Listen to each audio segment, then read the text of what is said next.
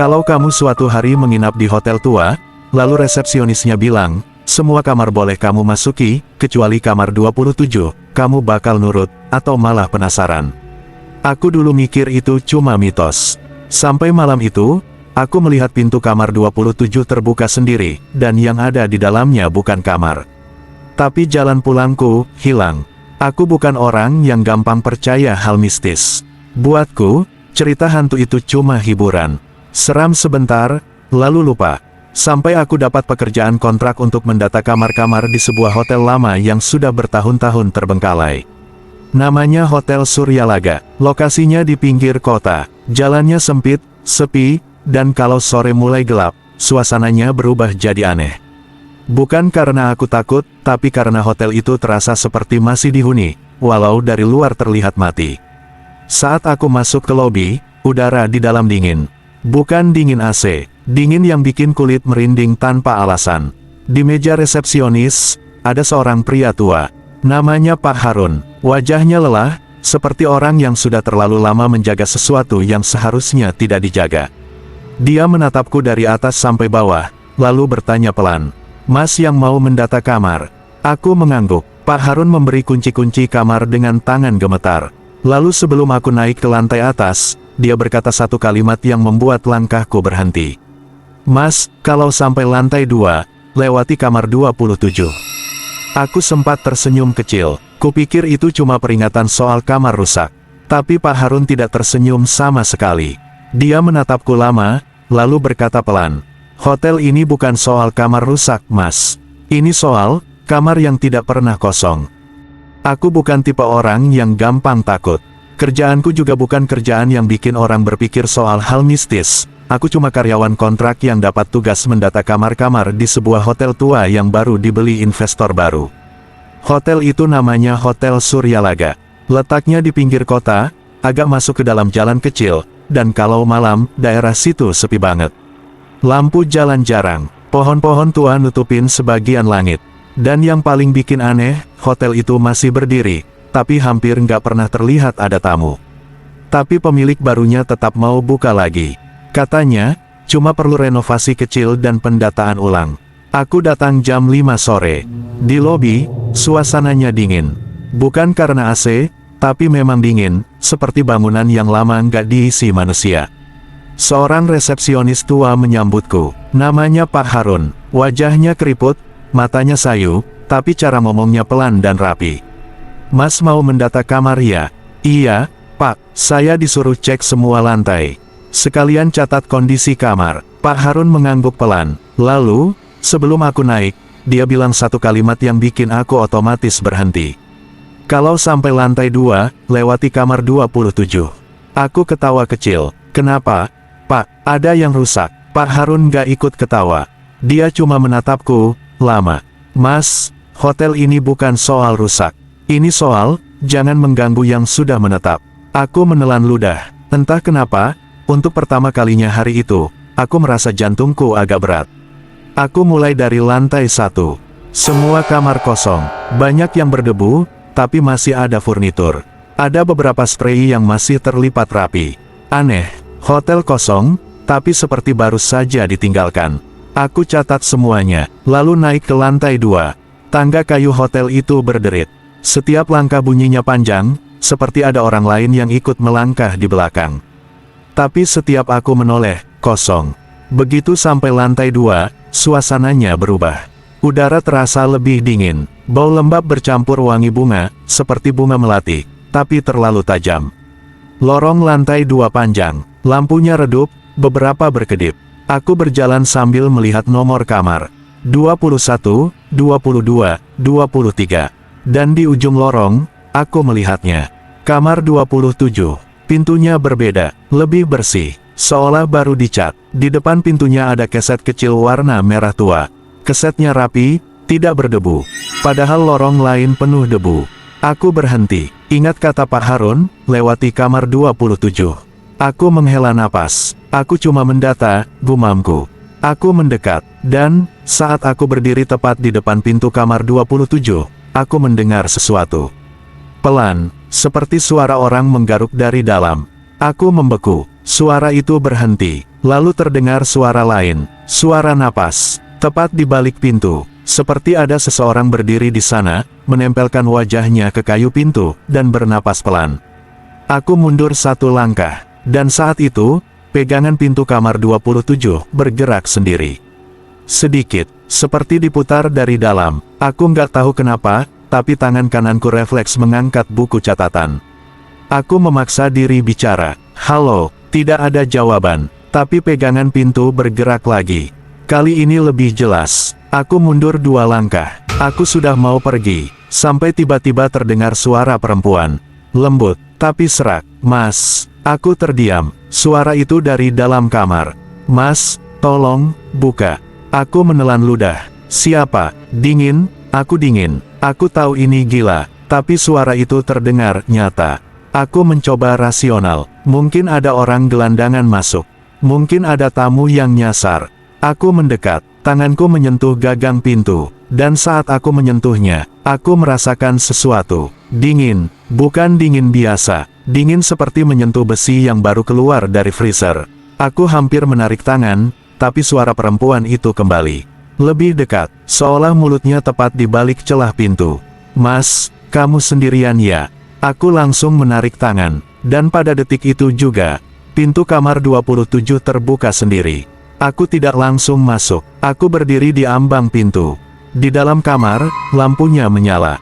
Padahal lorong redup. Kamar itu rapi. Kasurnya terbuat rapi. Ada vas bunga melati di meja kecil. Wangi melatinya tajam sekali. Tapi yang bikin aku merinding, di atas kasur, ada bekas cekungan. Seperti baru saja ada orang duduk di sana. Dan tirai jendela bergerak pelan, seperti ada angin. Padahal jendelanya tertutup. Aku menelan ludah. Aku memanggil lagi. "Halo, ada orang?" Tidak ada jawaban. Aku hampir berbalik, tapi di cermin dekat meja rias, aku melihat sesuatu. Pantulan di cermin menunjukkan, aku berdiri di pintu. Tapi di belakangku, ada perempuan, berdiri tepat di belakang bahuku. Wajahnya pucat, rambutnya panjang, basah, menempel di pipinya. Dan matanya, kosong, hitam. Aku tidak berani menoleh. Aku benar-benar tidak berani. Tapi di cermin, perempuan itu perlahan tersenyum. Lalu mulutnya bergerak, dan aku mendengar suaranya dari dekat telingaku. "Mas, akhirnya datang juga." Aku menjerit dan langsung lari keluar. Aku tidak peduli lagi dengan catatan. Aku turun tangga hampir jatuh. Aku kembali ke lobi sambil mos-mosan. Pak Harun masih di sana. Dia melihat wajahku, dan tanpa aku ngomong apa-apa, dia menghela napas panjang. "Mas masuk kamar 27 ya?"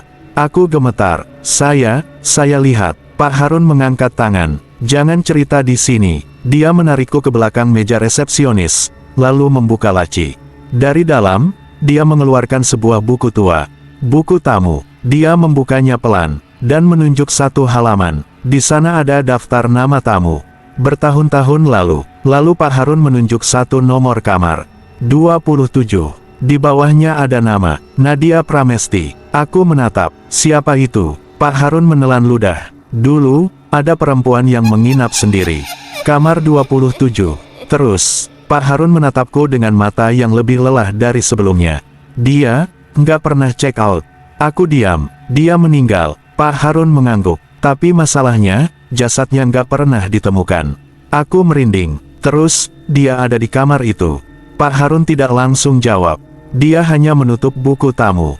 Lalu berkata pelan, "Mas, kamar 27 itu selalu terisi. Malam itu, aku pulang. Aku bersumpah nggak akan balik. Tapi malamnya, aku tidak bisa tidur, karena jam 2 lewat sedikit. HP-ku bergetar, ada pesan dari nomor tidak dikenal. Pesannya cuma satu, 'Mas, kamu lupa kunci aku.'" Aku langsung duduk, tanganku gemetar. Aku tidak pernah kasih nomor ke siapapun di hotel itu. Aku membuka chat, sebelum aku sempat membalas, pesan kedua masuk. Aku masih di kamar 27. Lalu pesan ketiga, "Kamu kan sudah lihat aku." Aku mencoba blokir nomor itu. Aku membeku di atas kasur. Suara gagang pintu itu pelan, tapi jelas. Seperti ada seseorang di luar kamar, mencoba masuk dengan sabar. Aku menatap pintu kamarku tanpa berkedip. Keringat dingin turun dari pelipis. Aku tinggal sendirian, apartemen kecil, dan jam di HP menunjukkan pukul 2.17. Aku menelan ludah. Suara itu berhenti. Hening. Aku hampir percaya itu cuma halusinasi. Sampai terdengar suara lain, pelan, seperti kuku menggesek kayu. Suara itu bergerak dari gagang pintu, turun ke bagian bawah pintu. Seolah ada sesuatu yang merangkak. Aku langsung meraih HP dan menyalakan senter. Cahaya putih menyinari pintu. Dan saat itu, aku melihat bayangan. Bayangan kaki. Bukan bayangan dua kaki normal. Tapi seperti kaki yang berdiri terlalu dekat dengan pintu. Seolah wajahnya menempel di sisi lain. Aku mundur. Punggungku menempel ke dinding. Aku ingin teriak, tapi suaraku nggak keluar. Lalu, ada suara perempuan, lembut, serak, sama seperti di kamar 27. Mas, aku menutup mulut dengan tangan. Napasnya terdengar dari balik pintu. Padahal, apartemenku lantai 7. Siapa yang bisa berdiri di luar jam segini? Aku menguatkan diri. Dengan suara gemetar, aku bertanya, siapa? Perempuan itu tidak menjawab. Sebaliknya, dia tertawa pelan. Tawa yang bukan tawa bahagia. Tawa yang seperti orang menahan tangis. Kemudian terdengar suara sesuatu diseret. Seperti kuku panjang menggesek lantai. Aku menahan napas. Dan saat itu, HP-ku bergetar lagi. Pesan baru masuk. Dari nomor tidak dikenal. Mas, buka pintunya. Aku memejamkan mata. Ini nggak mungkin, gumamku. Aku membuka chat itu lagi. Lalu pesan berikutnya masuk. Kamu sudah lihat aku di cermin. Aku menggigit bibir. Tanganku gemetar sampai HP hampir jatuh. Aku coba menelepon nomor itu. Tapi begitu aku tekan panggil, teleponku malah memanggil nomorku sendiri. Layar menunjukkan CALLING, Mi. Aku langsung menutup. Jantungku hampir meledak. Dan tepat saat aku menutup panggilan, pintu kamarku diketuk 3 kali. Pelan, lalu suara itu berkata, sangat jelas. Mas, aku boleh masuk. Aku menatap gagang pintu. Aku yakin, kalau aku buka, aku nggak akan bisa menutupnya lagi. Aku memaksa diri bergerak. Pelan-pelan aku merangkak menuju meja kecil. Di sana ada gunting. Aku ambil, bukan untuk melawan, tapi karena aku butuh sesuatu di tangan. Aku juga ambil botol air. Lalu aku kembali ke kasur, tetap menatap pintu. Suara di luar mulai berubah. Bukan lagi lembut, mulai terdengar kesal. Mas, tok tok tok tok tok. Ketukan semakin cepat, semakin keras. Mas, buka. Ketukan berubah jadi pukulan. Aku menutup telinga. Aku yakin tetangga akan dengar. Tapi tidak ada suara lain. Tidak ada orang keluar. Tidak ada yang menegur. Seolah seluruh lantai apartemenku kosong. Pukulan berhenti. Hening. Lalu, aku mendengar sesuatu yang membuat darahku membeku. Suara kunci. Kunci pintu kamarku diputar dari luar. Padahal aku selalu mengunci dari dalam. Aku menatap gagang pintu. Dan perlahan, gagang itu bergerak turun. Pintu terbuka sedikit. Cuma celah tipis. Cahaya dari lorong apartemen masuk. Aku menahan napas. Di celah itu, aku melihat rambut. Rambut panjang, hitam, basah. Menjuntai ke bawah. Lalu, sebuah mata muncul. Mata hitam, kosong, melihat langsung ke arahku. Aku menjerit. Aku melempar botol air ke pintu. Pintu menutup kembali dengan bunyi keras. Brak, aku tidak tahu apakah aku yang menutupnya atau sesuatu yang menutupnya. Aku langsung berdiri dan lari ke jendela.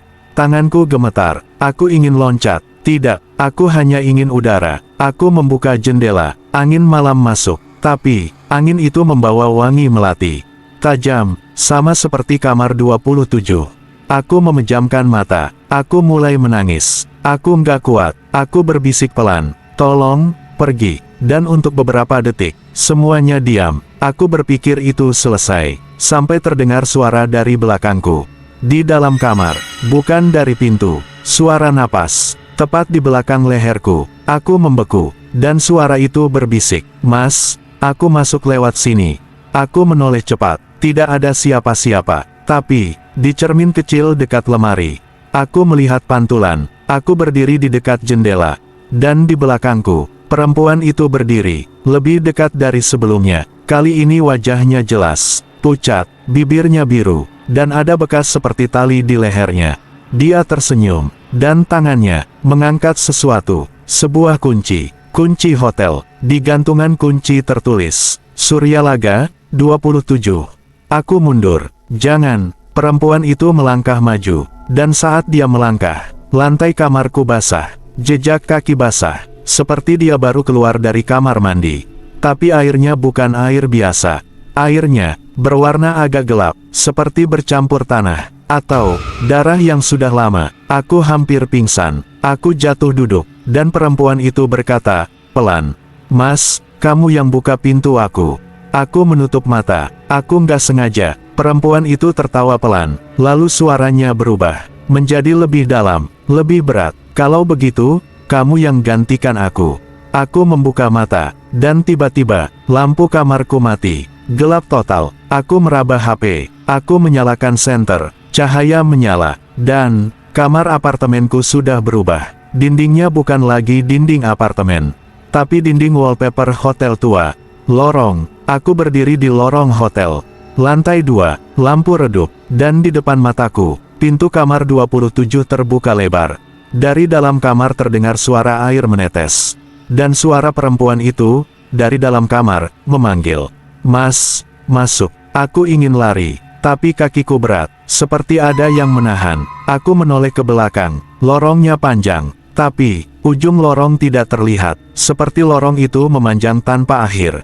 Dan di setiap pintu kamar, ada angka, semua angka, 27. Aku mulai panik. Aku berteriak, "Tolong, Pak Harun." Tidak ada jawaban. Tapi, dari balik pintu-pintu itu, terdengar ketukan serempak, pelan, seperti banyak orang mengetuk bersamaan. Dan suara berbisik, banyak, campur, "Mas, masuk. Mas, gantikan. Mas, jangan lari." Aku menutup telinga. Aku berlari. Aku lari ke tangga. Tangga itu ada. Aku turun. 1 lantai, 2 lantai, 3 lantai. Tapi, aku tetap sampai di lantai 2. Aku turun lagi. Tetap lantai 2. Aku mulai menangis. Aku sadar, aku terjebak. Dan dari ujung lorong, perempuan itu muncul, berjalan pelan ke arahku. Kali ini, dia tidak sendiri. Di belakangnya, ada banyak sosok, perempuan, laki-laki, anak kecil, semua pucat, semua basah. Semua berjalan pelan. Mereka berhenti. Lalu perempuan itu berkata pelan, "Kamu sudah di sini sekarang." Dia mengangkat tangan, dan menunjuk pintu kamar 27. "Masuk." Aku mundur. Aku menolak. Tapi, tangan-tangan dingin muncul dari bawah lantai. Mencengkeram pergelangan kakiku. Menarik. Aku menjerit. Aku meronta. Tapi tenaga mereka kuat. Aku diseret perlahan, menuju kamar 27. Dan saat tubuhku melewati ambang pintu, aku mendengar suara Pak Harun. Sangat jauh, seperti dari bawah tanah. "Mas, jangan lihat cermin." Aku menutup mata. Aku menangis. Aku merasa tubuhku masuk ke ruangan yang dingin. Bau melati menusuk. Dan ketika aku membuka mata, aku berada di dalam kamar 27. Kasur rapi, vas melati, cermin, dan di cermin, aku melihat diriku sendiri. Tapi, pantulan itu tersenyum duluan, bukan aku. Pantulan itu mengangkat tangan, melambaikan, dan mulutnya bergerak pelan. "Selamat datang, penghuni baru." Aku berdiri di dalam kamar itu dengan tubuh gemetar, tapi tidak ada satupun bagian dari diriku yang bisa bergerak bebas.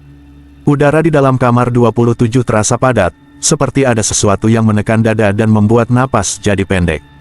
Wangi melati terlalu kuat, sampai rasanya seperti menempel di lidah. Aku memandang sekeliling. Semua sama persis seperti yang kulihat sebelumnya. Kasur rapi, meja kecil, vas bunga, tirai, dan cermin yang berdiri di sudut ruangan. Cermin itu membuatku tidak nyaman. Karena pantulannya, bukan pantulan yang seharusnya. Aku menatap diriku di sana. Tubuhku ada, tapi wajahku di cermin terlihat sedikit berbeda. Lebih pucat, matanya seperti lebih dalam, dan senyumnya terlalu tenang untuk orang yang baru saja diseret ke tempat yang tidak masuk akal. Aku menahan napas, lalu aku mencoba menoleh ke belakang, memastikan tidak ada siapapun di dalam kamar. Namun saat aku menoleh, kamar itu kosong. Tapi aku tahu, kosongnya bukan berarti aman. Aku berjalan pelan ke arah pintu untuk keluar, dan saat tanganku menyentuh gagang pintu, aku sadar sesuatu. Gagang pintu itu dingin sekali. Bukan dingin karena logam, tapi dingin seperti menyentuh sesuatu yang tidak hidup. Aku mencoba memutar gagangnya. Tidak bisa. Aku menarik pintu. Tidak bergerak. Aku menekan. Tetap tidak. Kamar itu mengunci dirinya sendiri. Aku menelan ludah. Aku mundur. Dan saat itu, aku melihat buku catatan kerjaku ada di atas meja. Padahal tadi aku yakin buku itu tertinggal di lorong. Aku mengambilnya. Di halaman yang seharusnya kosong, ada tulisan baru. Tulisan tangan. Bukan tulisanku. Isinya cuma satu kalimat. Kamu sudah jadi bagian dari daftar. Aku melempar buku itu seperti benda panas. Aku menatap kamar itu lagi. Dan baru kali ini aku sadar, ada sesuatu yang aneh dengan kasurnya. Kasur itu rapi, tapi spray putihnya memiliki noda yang tidak terlihat jelas kalau tidak diperhatikan. Noda kecoklatan, seperti bekas cairan lama yang pernah meresap. Aku melangkah mundur lagi. Aku mulai mencari cara keluar. Jendela. Aku menuju jendela, menarik tirai. Yang kulihat bukan pemandangan kota. Bukan parkiran hotel. Bukan pohon. Yang kulihat adalah lorong lain. Lorong hotel yang sama. Seolah kamar 27 tidak memiliki jendela. Hanya punya jalan menuju bagian hotel yang lebih dalam. Aku menatap lama. Dan saat itu aku paham. Kamar ini bukan kamar biasa. Kamar ini seperti mulut. Mulut yang menelan siapapun yang masuk. Aku berusaha menahan panik. Aku duduk di tepi kasur, mencoba berpikir. Aku harus cari Pak Harun. Dia tahu sesuatu. Dia memperingatkan aku. Berarti ada cara untuk keluar. Aku menatap cermin lagi. Aku ingat kata-katanya yang sempat terdengar jauh tadi. Jangan lihat cermin. Aku memalingkan wajah. Tapi terlambat. Karena dari sudut mata, aku melihat pantulan itu bergerak. Bukan aku. Pantulan itu berdiri, lalu melangkah mendekat ke arah kaca. Aku tidak bergerak. Aku hanya menahan napas. Dan perlahan, pantulan itu mengangkat tangan dan menempelkan telapak tangannya ke permukaan cermin, seolah ingin menembus keluar. Aku menutup mata. Aku berbisik dalam hati, aku tidak mau ikut permainan ini. Aku membuka mata lagi. Pantulan itu kembali seperti biasa. Aku berdiri. Aku mencoba hal paling sederhana, berdoa. Aku bukan orang yang religius, tapi pada saat seperti itu, manusia selalu mencari sesuatu untuk berpegangan. Aku mengucapkan doa sekuat yang aku bisa. Dan saat itu, untuk beberapa detik, wangi melati seperti berkurang. Tekanan di dadaku sedikit longgar. Aku melihat pintu. Aku mencobanya lagi. Kali ini gagang pintu bisa bergerak sedikit. Tidak terbuka, tapi tidak sekeras tadi. Aku merasa ada harapan. Aku menekan pintu sekuat tenaga. Dan tiba-tiba aku terdorong keluar. Aku jatuh ke lantai lorong. Lorong lantai 2, lampu redup, dan kamar 27 ada di belakangku. Pintunya tertutup rapat. Aku berdiri, napasku berantakan. Aku ingin lari, tapi lorong itu tidak seperti lorong yang tadi. Lorong ini lebih panjang, lebih gelap, dan nomor kamar yang ada di dinding tidak urut. Ada kamar 19 di samping kamar 33. Ada kamar 41 di depan kamar 12. Seperti hotel itu sedang mengacak ruangannya sendiri. Aku berjalan pelan. Aku mencoba mencari tangga. Aku ingin turun ke lobi. Aku ingin keluar. Aku ingin pulang. Namun, setiap kali aku menemukan ujung lorong, ujung itu selalu berakhir pada cermin besar. Cermin yang berdiri seperti pintu. Dan setiap kali aku melihatnya, aku melihat diriku. Tapi diriku di sana selalu berbeda. Di satu cermin, aku terlihat lebih tua. Di cermin lain, leherku memiliki bekas merah seperti dicekik. Di cermin lain, bajuku basah seperti baru jatuh ke dalam air. Aku mulai sadar, cermin-cermin itu bukan untuk memantulkan.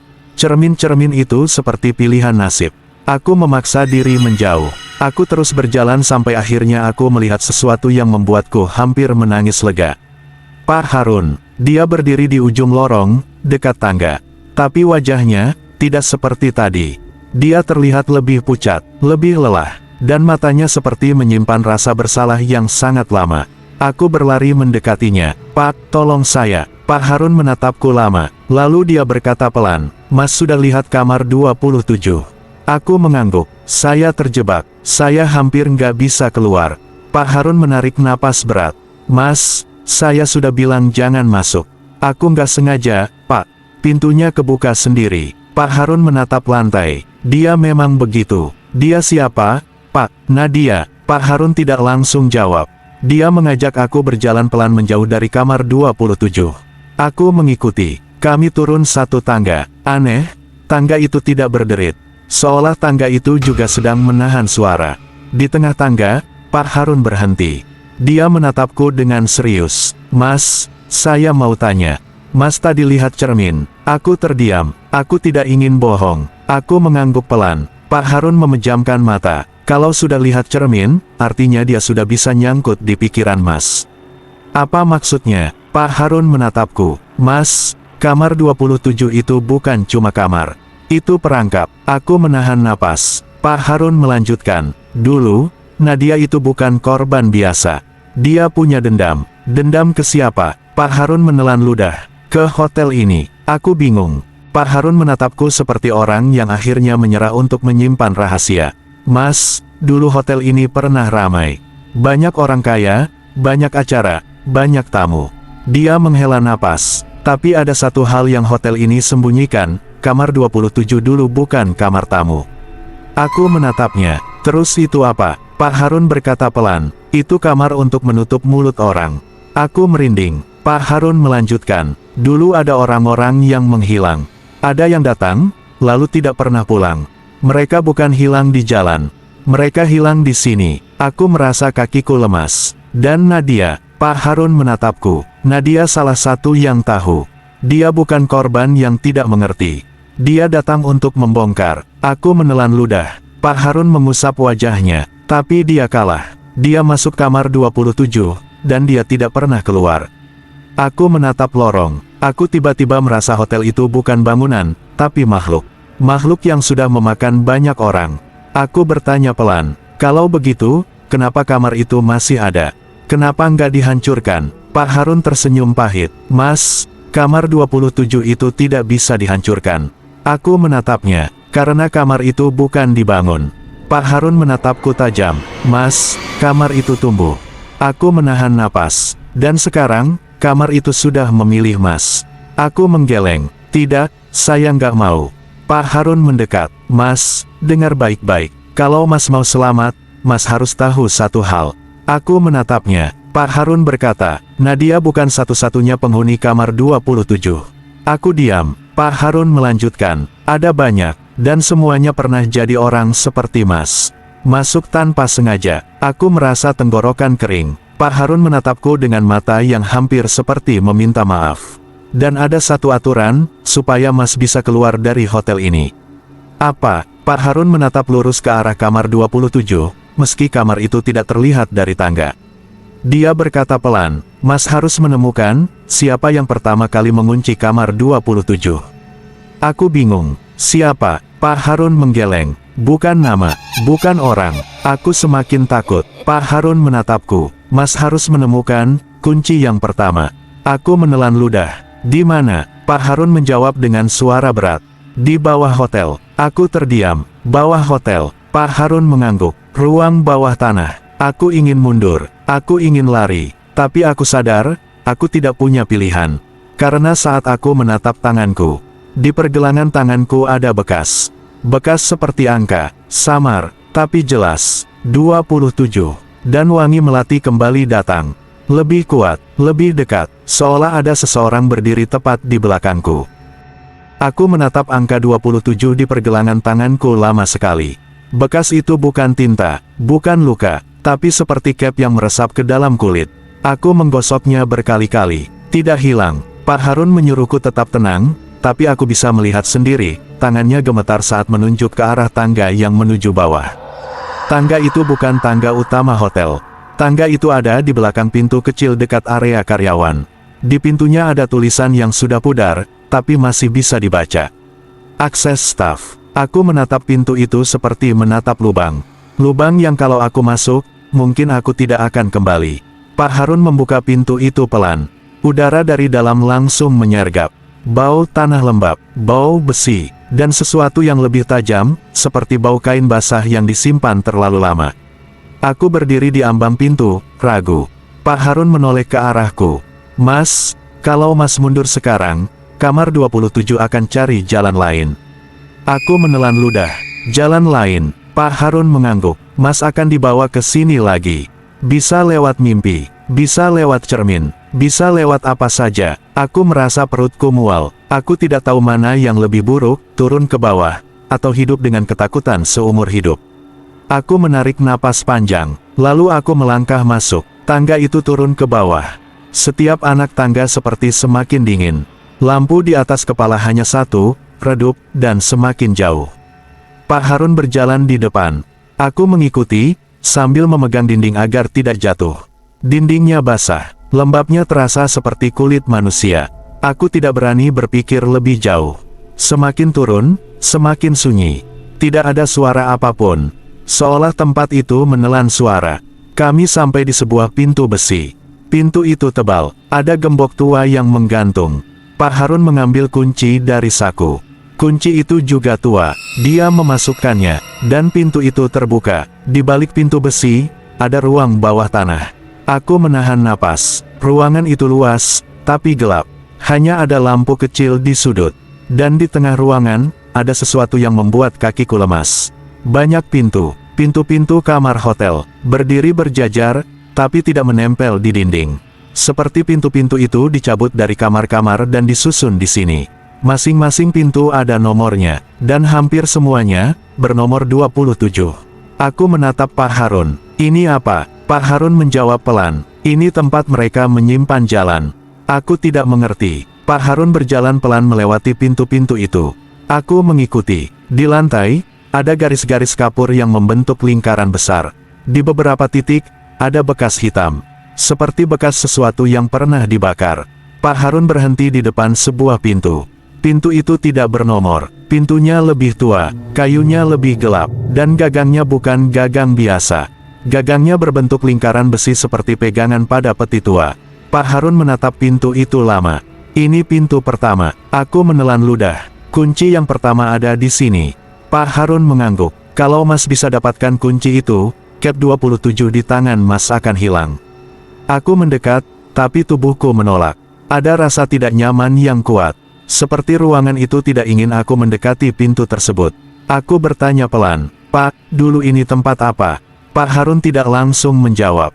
Dia menatap lantai, lalu berkata, Mas pernah dengar orang hilang di kota ini? Aku mengangguk pelan, pernah, tapi itu kan cerita lama. Pak Harun menghela napas. Itu bukan cerita. Aku menelan ludah. Pak Harun melanjutkan, dulu, hotel ini dibangun bukan cuma untuk bisnis. Ada orang-orang yang punya uang, punya kuasa, dan butuh tempat yang aman untuk melakukan hal-hal yang tidak boleh dilihat. Aku merinding. Pak Harun berkata lebih pelan.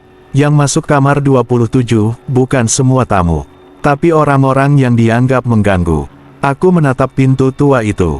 Berarti, kamar 27 dulu untuk membunuh. Pak Harun tidak menjawab langsung. Dia hanya berkata, dulu mereka bilang, kalau ada yang masuk kamar itu, dia akan keluar dalam keadaan diam. Aku merasa mual. Aku mulai paham. Kamar itu bukan sekadar kamar angker. Kamar itu dibuat untuk menutup mulut manusia. Dan semua yang pernah masuk, meninggalkan sesuatu. Bukan jasad, tapi jejak. Jejak itu menumpuk, menjadi sesuatu yang hidup. Aku menatap Pak Harun. Terus Nadia, dia mati di sini. Pak Harun mengangguk pelan. Tapi Nadia beda. Dia tidak mati seperti yang lain. Aku menatapnya. Pak Harun melanjutkan. Dia bertahan. Dia melawan. Dia mencoba keluar. Aku mengingat wajah perempuan itu. Pucat, basah, dan bekas di lehernya. Aku menelan ludah. Dia gagal. Pak Harun mengangguk. Tapi dia meninggalkan dendam yang paling kuat. Pak Harun mengangkat tangan, menunjuk ke arah lingkaran kapur di lantai. Dendam itu mengikat kamar 27 ke hotel ini.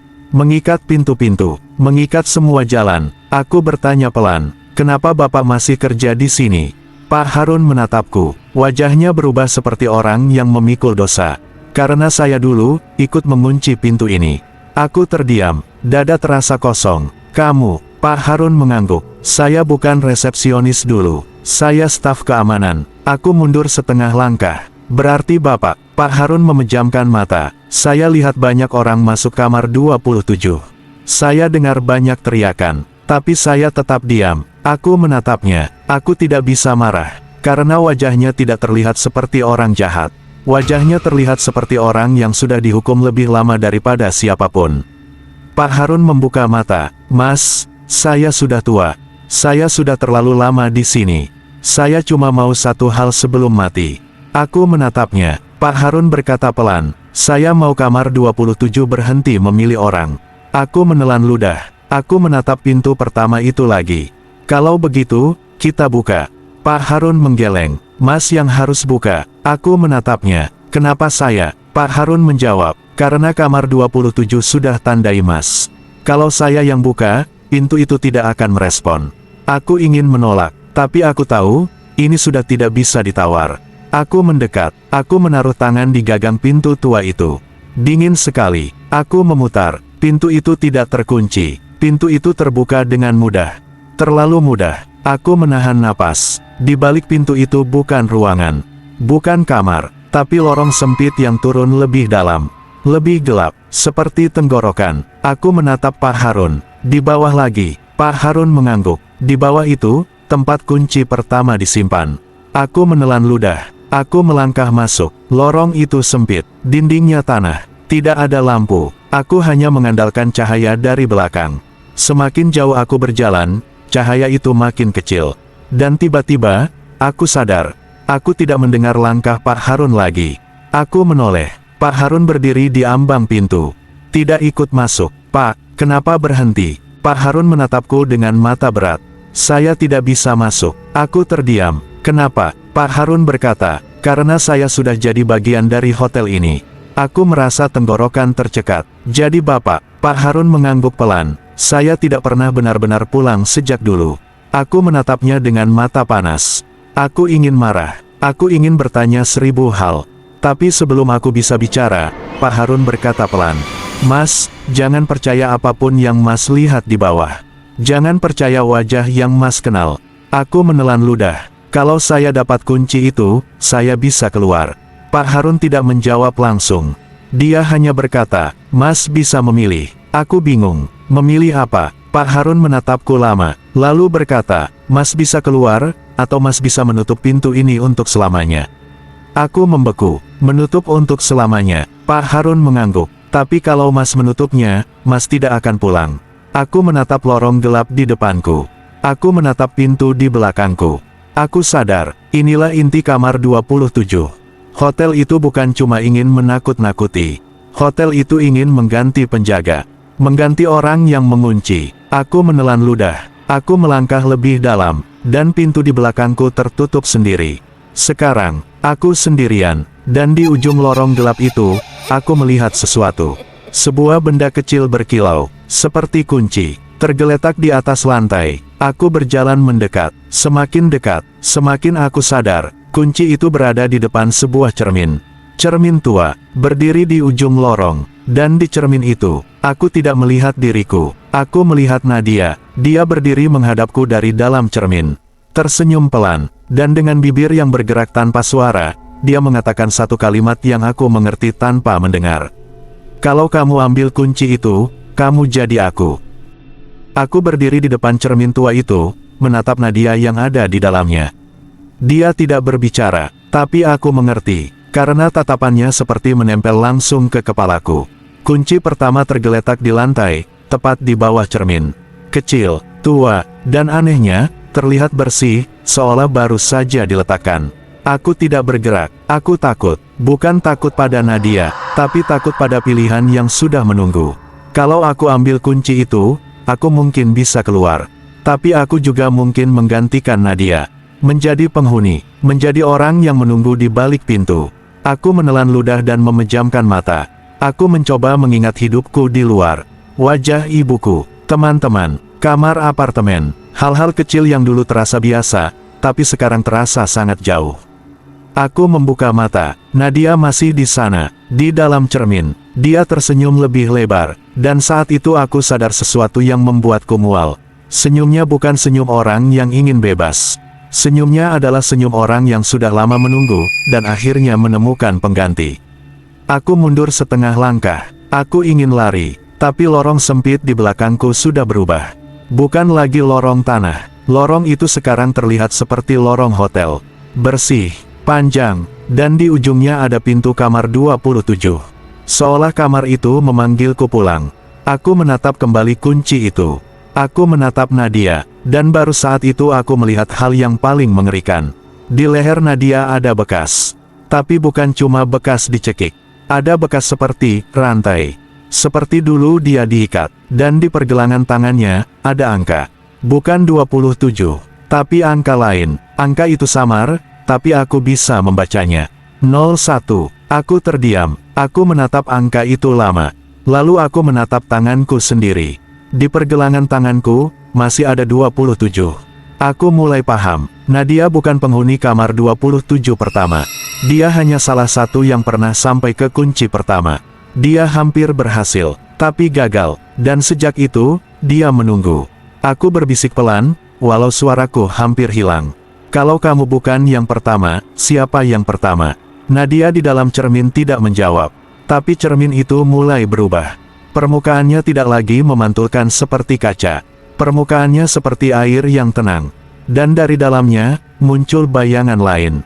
Sosok laki-laki, berjas, rambut rapi, wajahnya tidak asing, karena aku pernah melihat fotonya. Di lobi hotel, ada foto besar pemilik hotel lama. Foto yang sudah menguning, sosok itu sama persis. Aku menatapnya dengan mata membesar.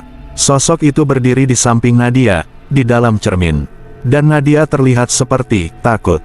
Untuk pertama kalinya, aku melihat ketakutan di wajahnya. Sosok laki-laki itu menatapku, lalu dia tersenyum. Senyumnya sopan, tapi dingin, seperti senyum orang kaya yang tahu dia tidak akan pernah tersentuh hukum.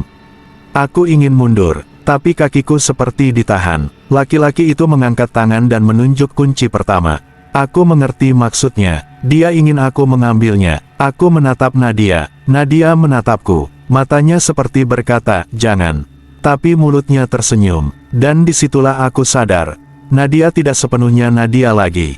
Dia sudah bercampur, dendamnya bercampur dengan hotel, dengan pintu, dengan semua orang yang hilang. Dia ingin keluar, tapi dia juga ingin ada yang menggantikan. Aku menutup mata, mencoba berpikir. Pak Harun bilang, aku bisa memilih. Keluar, atau menutup pintu selamanya. Aku tidak tahu caranya menutup. Aku hanya tahu ada kunci. Dan ada cermin. Aku membuka mata. Aku mengambil keputusan. Aku tidak akan ambil kunci itu. Aku tidak akan mengikuti permainan mereka. Aku melangkah mendekat, bukan ke kunci, tapi ke cermin. Aku menatap laki-laki di dalamnya. Dan aku berkata pelan, dengan suara gemetar. Ini semua kamu. Sosok itu tersenyum lebih lebar. Nadia menatapku tajam, seolah dia ingin menerkam. Aku mengangkat tangan, dan aku meninju cermin itu. Tanganku menembus permukaannya seperti menembus air. Dan yang aku rasakan bukan pecahan kaca, tapi dingin yang menusuk sampai ke tulang. Aku menarik tangan, tapi tanganku seperti tertahan, seolah ada yang memegang dari dalam. Aku melihat, di dalam cermin, tangan Nadia mencengkeram pergelangan tanganku. Matanya menatapku, kali ini bukan lagi takut, tapi marah. Aku meronta, tapi cengkeramannya semakin kuat, dan tiba-tiba, dari dalam cermin muncul tangan lain. Tangan laki-laki itu, dia juga mencengkeramku, dan aku melihat sesuatu yang membuatku hampir gila. Di balik mereka, ada banyak orang. Puluhan, ratusan, semua wajah pucat, semua menatapku, dan semuanya memiliki angka di pergelangan tangan. Berbeda-beda, ada 03, ada 11, ada 18, ada 27. Aku sadar, mereka semua pernah seperti aku. Semua pernah sampai ke sini. Semua pernah mencoba keluar, dan semua gagal. Aku menarik napas sekuat mungkin. Aku berusaha melepaskan tangan. Aku memikirkan doa yang tadi sempat membuat pintu melemah. Aku mengucapkannya dalam hati. Aku ulangi. Aku paksa. Dan untuk sesaat, cengkeraman itu melemah. Aku menarik tangan dengan keras. Aku jatuh ke lantai. Aku terengah. Tanganku sakit. Kulitnya memerah seperti terbakar dingin. Aku menatap cermin lagi. Nadia masih di sana, tapi wajahnya berubah. Wajahnya tidak lagi seperti perempuan muda. Wajahnya berganti-ganti, seperti banyak orang memakai wajahnya. Dan akhirnya, wajah itu berhenti pada satu wajah. Wajah laki-laki pemilik hotel lama. Dia menatapku dari dalam cermin. Dan untuk pertama kalinya, aku mendengar sesuatu tanpa suara. Aku mengerti kalimatnya tanpa telinga. Hotel ini bukan penjara. Hotel ini warisan. Aku gemetar. Aku menatap kunci di lantai. Aku sadar, kunci pertama itu bukan untuk membuka. Kunci itu untuk mengunci. Bukan mengunci pintu kamar 27. Tapi mengunci semua orang di dalamnya. Kunci itu adalah tanda siapa yang menjadi pemilik. Siapa yang menjadi penjaga. Siapa yang bertanggung jawab menjaga rahasia hotel. Aku menatap kunci itu lagi. Aku berpikir cepat. Kalau aku ambil kunci itu, aku jadi penjaga. Aku bisa keluar, tapi aku akan menggantikan Pak Harun. Menggantikan Nadia. Menggantikan semua yang pernah terjebak. Dan hotel itu akan tetap ada. Terus memilih korban baru. Aku menelan ludah. Aku menatap cermin. Aku menatap kunci. Dan aku mengingat wajah Pak Harun. Wajah orang tua yang lelah. Orang yang hidupnya sudah habis untuk menunggu penebusan. Aku tahu apa yang harus kulakukan. Aku mengambil kunci itu. Begitu aku menyentuhnya, Cap 27 di tanganku terasa panas. Aku menahan sakit. Aku berdiri. Dan aku menatap cermin. Aku mengangkat kunci itu ke arah cermin. Lalu aku berkata pelan, aku nggak mau keluar kalau caranya harus jadi kamu. Nadia di dalam cermin menatapku. Mata hitamnya bergetar. Aku mengangkat kunci itu lebih tinggi. Dan aku memasukkan kunci itu ke permukaan cermin. Kunci itu menembus seperti menusuk air. Aku memutar. Aku tidak tahu apa yang aku kunci. Aku hanya tahu aku harus mengunci sesuatu. Dan saat kunci itu berputar, cermin itu berubah. Permukaannya bergelombang. Wajah-wajah di dalamnya berteriak tanpa suara. Nadia meronta. Laki-laki itu menatapku dengan kebencian yang sangat tua. Aku menahan napas. Aku memutar kunci itu sampai akhir. Dan tiba-tiba, semua yang ada di dalam cermin seperti tertarik ke dalam. Seolah cermin itu menjadi lubang yang menyedot. Nadia menatapku. Untuk sesaat, wajahnya kembali menjadi wajah asli. Wajah perempuan muda yang lelah. Matanya basah. Dia menggeleng pelan, seolah meminta maaf. Lalu tubuhnya terseret ke dalam. Bersama semua sosok lain, bersama pemilik hotel lama, cermin itu mulai retak. Bukan retak kaca, tapi retak seperti retak pada permukaan air. Retaknya menyebar, dan akhirnya cermin itu menghitam. Tidak memantulkan apapun. Aku berdiri gemetar. Aku menatap cermin yang kini seperti batu hitam. Kunci di tanganku terasa berat. Aku melihat pergelangan tanganku. Angka 27 masih ada. Tapi berubah. Angka itu memudar. Lalu berubah menjadi angka lain. 01. Aku menahan napas. Aku sadar apa artinya. Aku berhasil menutup. Tapi aku juga menjadi yang pertama.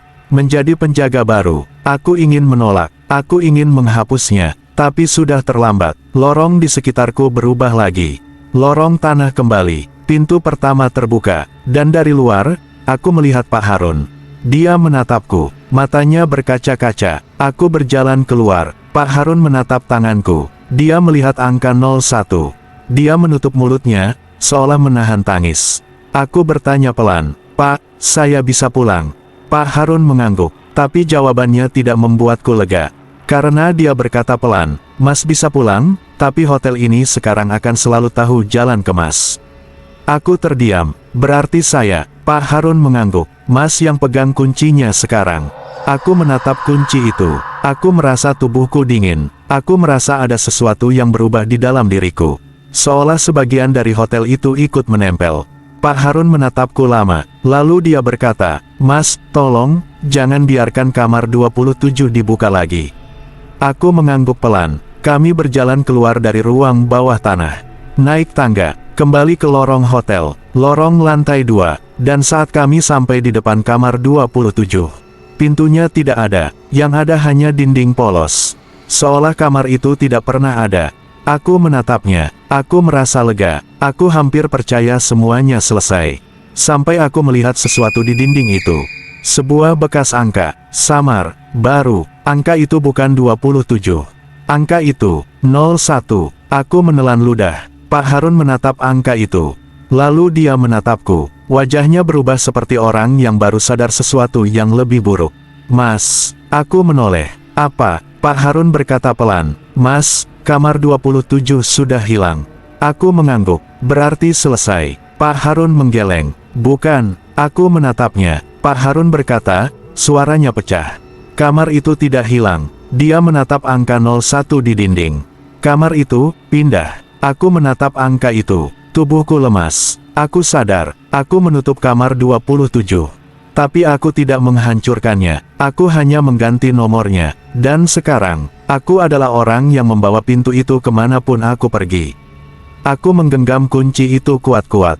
Aku ingin melemparnya. Aku ingin membuangnya. Tapi aku tahu, kunci itu tidak bisa dibuang. Karena kunci itu bukan benda. Kunci itu adalah perjanjian. Pak Harun berdiri di sampingku, pelan-pelan mundur. Aku menoleh. Pak, Bapak mau kemana? Pak Harun tersenyum lelah. Mas, saya sudah bebas. Aku menatapnya, dan saat itu, untuk pertama kalinya, Pak Harun terlihat seperti orang hidup. Wajahnya tidak lagi pucat, matanya tidak lagi kosong. Dia menatapku, lalu berkata pelan, "Maafkan saya." Lalu dia berjalan pergi, menuruni tangga menuju lobi. Aku ingin mengejar, tapi kakiku tidak bergerak, karena aku melihat sesuatu yang lebih mengerikan. Di ujung lorong lantai 2, sebuah pintu muncul perlahan. Pintu baru, kayu gelap, gagang lingkaran besi. Dan di pintu itu, ada angka 01. Aku menatap pintu itu dengan napas tercekat. Dan di pergelangan tanganku, angka 01 terasa seperti berdenyut. Aku berdiri sendiri, di lorong hotel yang sunyi, dengan kunci di tangan. Dan aku sadar, mulai malam itu, hotel ini tidak butuh kamar 27 lagi. Karena sekarang, kamar itu ada di dalam aku. Aku pulang, setidaknya, itu yang aku pikir. Aku kembali ke apartemenku. Pintu kamar masih sama, lorong apartemen masih sama, lampu masih menyala normal. Semua terlihat seperti kehidupan biasa yang sempat hilang semalam. Aku mencoba meyakinkan diri, bahwa hotel itu sudah selesai. Bahwa kamar 27 sudah hilang. Bahwa aku tidak perlu lagi memikirkan Nadia, Pak Harun, atau kunci tua yang sekarang kusimpan di saku jaket. Tapi hidup tidak pernah benar-benar kembali normal setelah seseorang menyentuh sesuatu yang seharusnya tidak disentuh. Malam pertama, aku tidak tidur. Aku duduk di tepi kasur sampai pagi. Aku menatap pintu kamar. Aku menatap cermin. Aku menutup cermin dengan kain. Aku menutup semua celah. Aku bahkan menyalakan semua lampu. Seolah cahaya bisa membuatku aman. Pagi datang, dan aku masih hidup. Hari kedua, aku mencoba kembali bekerja. Aku memaksa diri keluar, membeli makanan, berjalan di jalan raya yang ramai. Orang-orang tertawa, motor berlalu lalang, kota bergerak seperti biasa, dan untuk beberapa jam, aku mulai percaya semuanya hanya mimpi buruk. Sampai aku melewati sebuah toko kunci. Di etalasenya, ada deretan kunci gantung. Semuanya berkilau, semuanya baru, tapi di antara kunci-kunci itu, ada satu kunci tua. Kunci yang sama, kunci yang sekarang ada di sakuku. Aku berhenti, aku menatapnya. Pemilik toko menatapku dari dalam. Dia tersenyum, seolah menunggu aku masuk. Aku langsung berjalan cepat, aku tidak menoleh. Malamnya, aku mandi lama. Aku mencoba menghapus rasa dingin yang masih menempel di kulit. Aku menggosok pergelangan tangan. Angka 01 masih ada. Samar, tapi terasa seperti sesuatu yang hidup di bawah kulit. Aku keluar dari kamar mandi. Aku berdiri di depan cermin yang sudah kututup kain. Aku menatap kain itu. Aku tahu aku tidak boleh membuka. Aku tahu, tapi rasa penasaran manusia lebih kuat daripada rasa takut. Tanganku terangkat. Aku menarik kain itu pelan. Cermin itu memantulkan wajahku. Wajahku sendiri. Aku menatap lama. Tidak ada Nadia. Tidak ada pemilik hotel. Tidak ada apa-apa. Aku menghela napas lega. Dan saat aku hampir tersenyum, pantulanku berkedip duluan. Bukan aku. Aku membeku. Pantulan itu menatapku. Lalu bibirnya bergerak pelan. Tanpa suara. Tapi aku mengerti. Karena kata-katanya seperti masuk langsung ke kepalaku. Kamar itu sudah pindah. Aku mundur. Aku menutup cermin dengan kain lagi. Aku menahan napas. Aku menolak panik. Aku berkata dalam hati, ini cuma trauma. Ini cuma efek ketakutan. Aku harus kuat. Aku tidur malam itu dengan lampu menyala. Dan akhirnya, aku tertidur. Namun aku terbangun saat subuh. Aku tidak tahu kenapa. Aku hanya merasa, ada sesuatu yang berubah di kamar. Aku duduk. Aku melihat ke arah pintu. Dan di bawah pintu kamarku, ada keset. Keset kecil warna merah tua. Keset yang tidak pernah aku punya. Keset yang sangat bersih, seolah baru diletakkan. Aku menatap keset itu lama. Dadaku sesak. Aku tidak berani berdiri. Aku tidak berani mendekat. Aku ingin percaya itu cuma kesalahan. Mungkin keset tetangga. Mungkin orang salah taruh. Tapi aku tahu keset itu. Aku pernah melihatnya. Di depan kamar 27. Aku menelan ludah. Aku memaksa diri berdiri. Langkahku pelan. Aku mendekat ke pintu. Aku melihat ke bawah lagi. Keset itu ada. Nyata. Aku menatap gagang pintu. Tanganku gemetar. Aku tidak mau menyentuhnya. Tapi aku harus memastikan. Aku membuka pintu perlahan. Lorong apartemen di luar berubah. Bukan lorong apartemen. Lorong itu menjadi lorong hotel.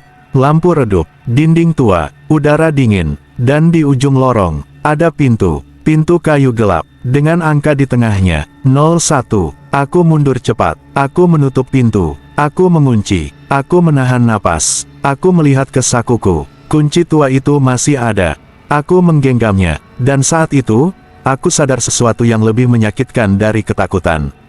Aku bukan korban lagi. Aku bukan tamu. Aku bukan orang yang tersesat. Aku sekarang adalah pintu. Aku adalah jalan. Aku adalah alasan kenapa kamar itu bisa muncul di mana saja. Aku jatuh duduk. Air mata keluar. Aku menutup mulut agar tidak berteriak. Dan di saat aku menahan tangis, HP-ku menyala sendiri. Ada pesan masuk. Dari nomor tidak dikenal. Pesannya singkat. Mas, ada yang mau check-in. Aku menatap layar. Aku gemetar. Aku ingin mematikan HP. Aku ingin menghancurkannya. Tapi pesan kedua masuk. Kamu harus buka. Aku menggeleng. Aku berbisik pelan. Aku nggak mau. Lalu pesan ketiga masuk. Kalimatnya lebih pendek. Lebih dingin. Kalau kamu nggak buka, mereka akan masuk lewat orang yang kamu sayang. Aku membeku. Aku menatap kunci itu. Aku menatap pintu. Aku menatap pergelangan tanganku. Angka 01 terasa seperti berdenyut. Aku sadar, ini bukan akhir. Ini awal. Aku berdiri pelan. Aku berjalan ke arah pintu. Tanganku menggenggam kunci. Aku menatap gagang pintu. Aku menelan ludah. Aku tidak tahu siapa yang menunggu di luar. Aku tidak tahu apakah itu manusia atau bukan. Aku hanya tahu, sejak malam itu, aku tidak akan pernah benar-benar sendirian lagi. Karena kamar itu tidak pernah kosong. Dan sekarang, kamar itu selalu tahu alamatku. Dan sejak malam itu, aku sadar, yang paling menakutkan bukan lagi kamar 27. Tapi kenyataan bahwa pintu itu bisa muncul di mana saja, kapan saja, dan memilih siapapun yang lengah. Jadi kalau kamu pernah merasa rumahmu tiba-tiba lebih dingin dari biasanya, atau mencium wangi melati tanpa alasan, jangan abaikan. Karena bisa jadi, kamar itu sudah dekat. Dan saat dia mengetuk, yang ditunggu bukan jawabanmu, tapi pintu yang terbuka.